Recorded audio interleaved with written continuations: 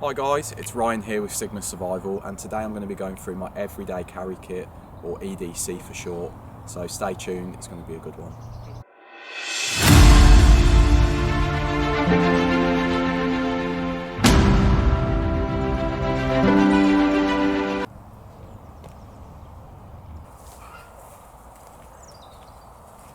So I'm out and about today. Thought it'd be better than an indoor setting, but there is a bit of background noise. A lot of other people are also enjoying it, so I do apologise if it gets a bit distracting, but just bear with me. Okay guys, so what is an everyday carry kit? An EDC kit is basically, as the name suggests, it's what we carry on our person every day. It could be in the pockets, on a belt, in some pouches, or in the work bag that you carry every day, or a handbag. So there's sort of two lines of everyday carry kit that I have. I have the stuff that's on my person all the time, and that, generally speaking, will keep me alive no matter what, you know, initially speaking. And then I've got the kit that stays in my bag, so my work bag or whichever bag that I'm going out in. So I'm going to talk about my work bag today more specifically because I use that every week, multiple times a week. They're things that I use every day.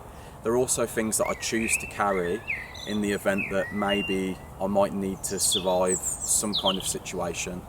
I can draw upon some experience I had recently here in the UK. So we had a snowstorm. Now, I planned very well for that sort of weather. I was out and about in a national park, and I was out for quite a few hours. It got dark.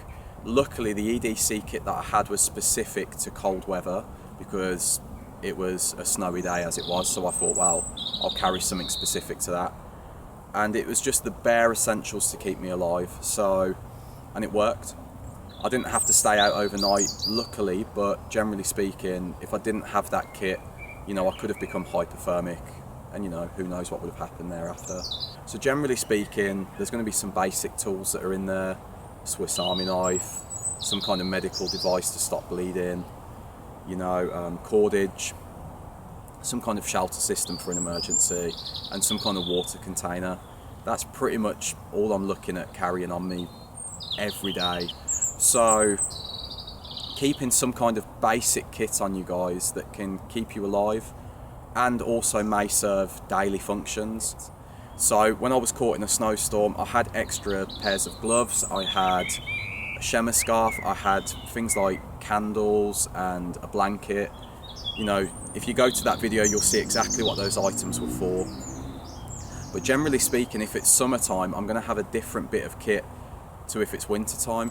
And let's say I'm in a different region of the world. So if I'm not here in the UK, but I'm in Portugal where I'm headed to live soon, I might have a very different EDC once I'm there.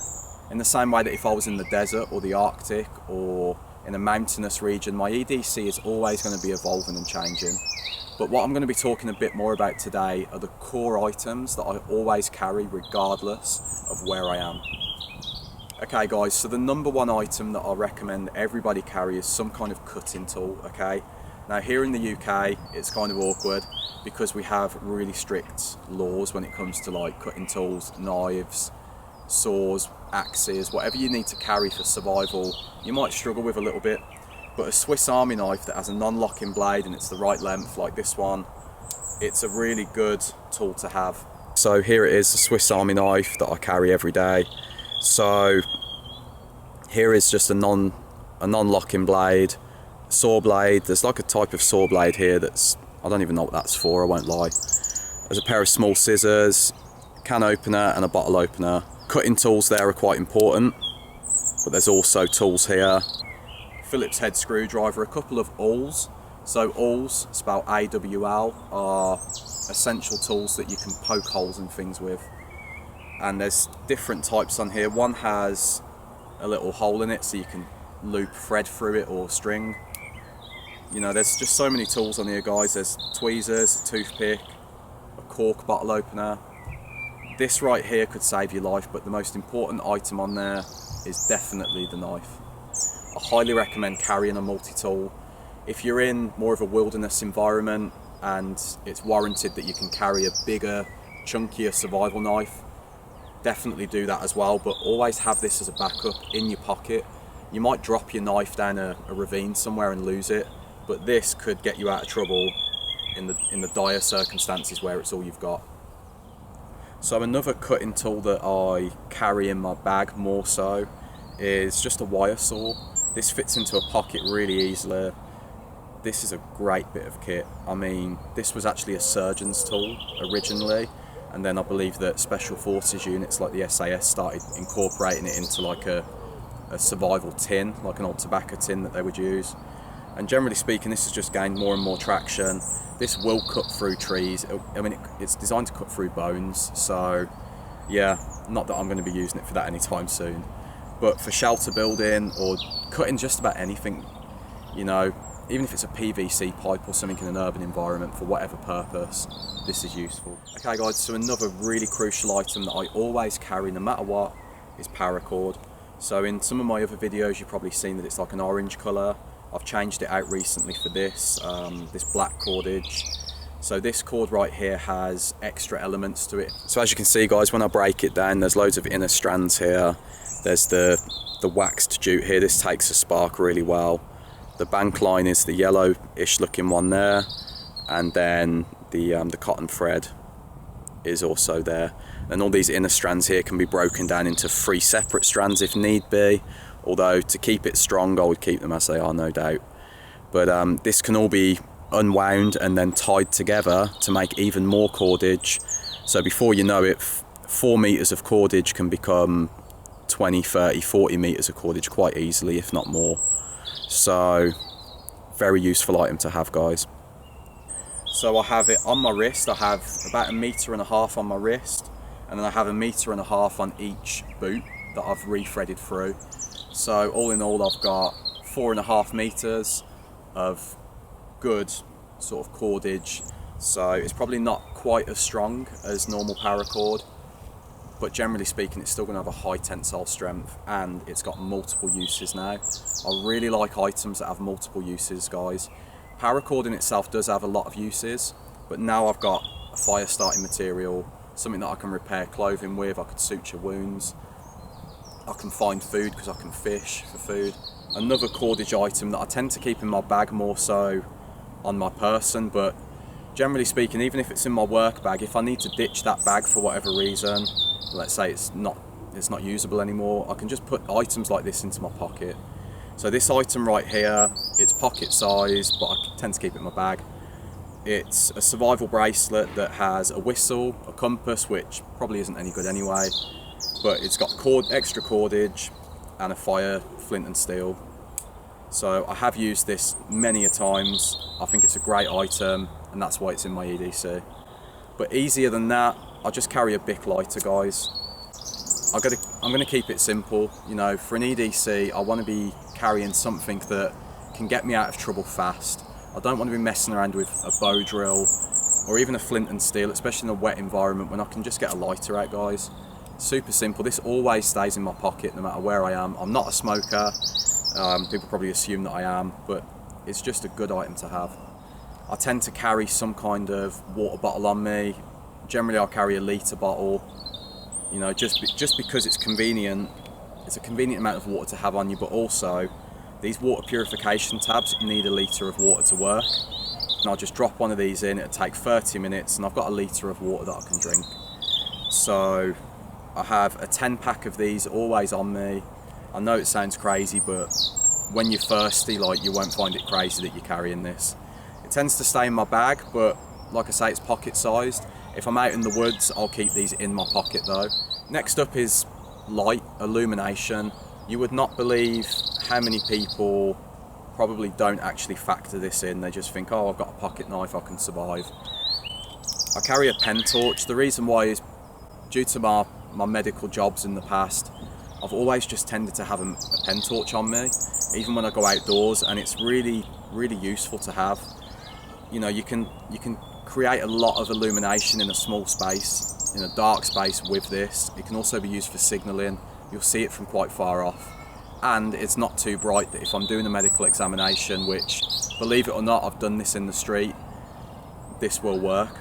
Another piece of kit that stays in my bag, this was in my bag when I was caught out in a snowstorm, is this sort of torch here. It's got multiple settings. You won't see it now because of the daylight, but It's got a strobe setting as well, and it's on a cordage, which means it can be spun round, as you can see from when I was out in the woods, and a whistle.